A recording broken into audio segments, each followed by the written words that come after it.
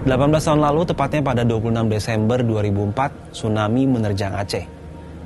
Gelombang tsunami pasca gempa dengan magnitudo 9,1 menyapu bersih 140.000 rumah dan merenggut sedikitnya ratusan ribu nyawa. Pada akhirnya, peristiwa ini membuka mata kita akan kemungkinan terjadinya potensi bencana di wilayah Indonesia. Sebagai negeri cincin api, gempa bumi dan tsunami menjadi fenomena alam yang potensial terjadi.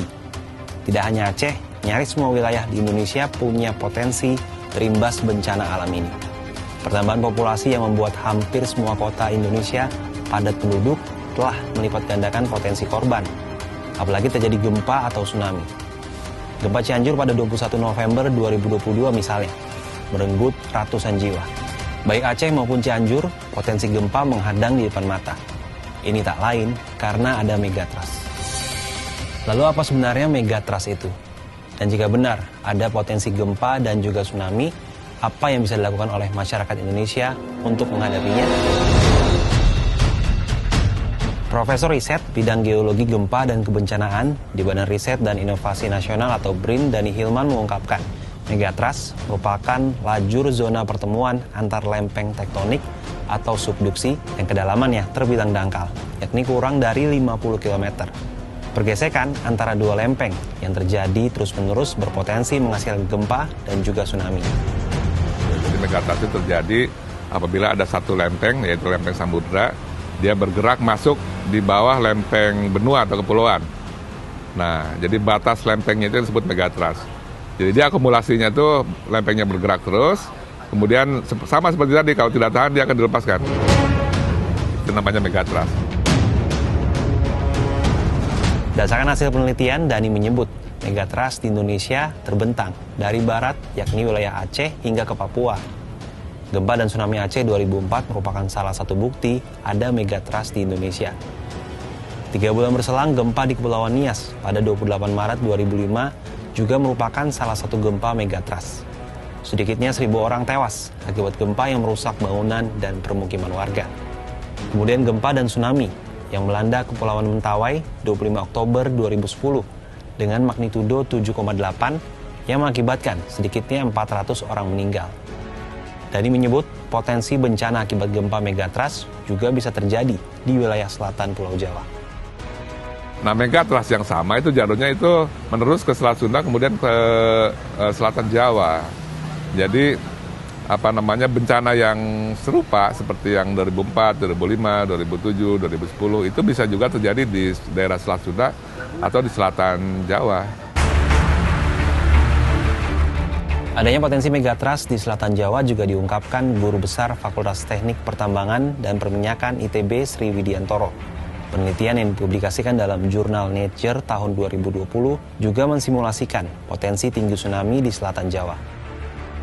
Kalau dalam paper yang kami tulis di tahun 2020 itu menggunakan sumber data dari data GPS yang kita inversi, sehingga tidak suatu asumsi tetapi berdasarkan data GPS.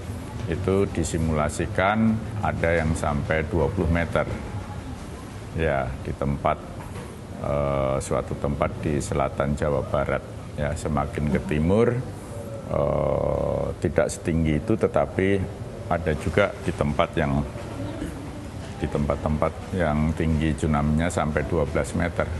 Kalau sumbernya megatrust yang selatan Jawa Barat, tentu yang pantai selatan Jawa Barat ini yang terdampak paling kuat ya. Tetapi kan gelombang itu bisa menjalar, bisa sampai Jawa Tengah, Jawa Timur. Tapi dengan semakin jauh dari sumber tentunya berkurang tinggi tsunami-nya. Yang paling berisiko yang dekat sumber itu ya.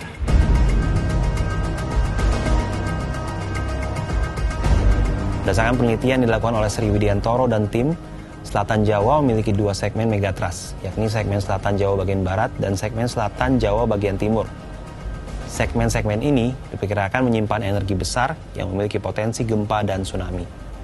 Dari hasil interpretasi model ketinggian tsunami di pesisir selatan, Area paling terdampak jika terjadi gempa dan tsunami berada di 8 kabupaten, yaitu Pandeglang, Lebak, Sukabumi, Cianjur, Kulon Progo, Bantul, Gunung Kidul, dan Pacitan dengan total penduduk hampir 10 juta jiwa.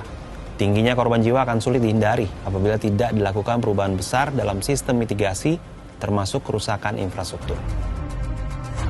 Besarnya risiko bencana yang bisa ditimbulkan megatrust di selatan Jawa harus dimitigasi sejak dini. Pemahaman risiko bencana baik secara sains, sejarah maupun pemodelan bencana bisa menjadi awal upaya mitigasi bencana. Berdasarkan sejarah lampau itu memang pernah terjadi. Jadi kemungkinan terulangnya itu sangat besar. Jadi sains itu mendukung usaha mitigasi. To mitigate itu kan mengurangi ya. Yang dikurangi apa sih? Risikonya ya. Contohnya baik itu melihat struktur bangunan, baik masyarakatnya juga dipersiapkan untuk simulasi kejadian yang tidak kita harapkan itu dan lain sebagainya. Sementara itu, Sekretaris Utama Badan Nasional Penanggulangan Bencana Lili Kurniawan mengungkapkan hasil penelitian terkait potensi megatrust di Indonesia merupakan bentuk mitigasi oleh para peneliti. Tujuannya untuk mengurangi risiko jatuhnya korban jiwa dan bangunan rusak jika bencana terjadi. Lilik menyebut saat ini BNPB memiliki 2 pendekatan sebagai upaya mitigasi. Pertama, mitigasi struktural, di antaranya upaya mitigasi dengan membuat aturan seperti standar rumah dan bangunan tahan gempa, pembuatan peta rawan bencana, dan memastikan fasilitas seperti early warning system tersedia di wilayah-wilayah yang rawan bencana. Kedua, mitigasi berbasis kultur, di mana warga yang tinggal di daerah rawan bencana diberi pendidikan dan pengetahuan tentang bagaimana memitigasi bencana. Maka BNPB membuat satu program namanya Keluarga Tangguh Bencana. Setiap keluarga yang tinggal di daerah rawan gempa bumi terutama, dia harus tahu di bagian rumahnya itu yang paling kuat strukturnya yang mana. Nanti mereka akan lari ke situ. Kalau mereka nggak bisa keluar, kecuali mereka bisa keluar, bisa pergi ke tempat yang lapang begitu, yang tidak ada bangunan, karena sebenarnya yang membunuh, mencederai mereka adalah bangunan yang ambruk. Sebaran potensi bencana merata di seluruh wilayah Indonesia, sehingga tidak ada daerah yang bisa dipastikan benar-benar aman dari adanya ancaman bencana.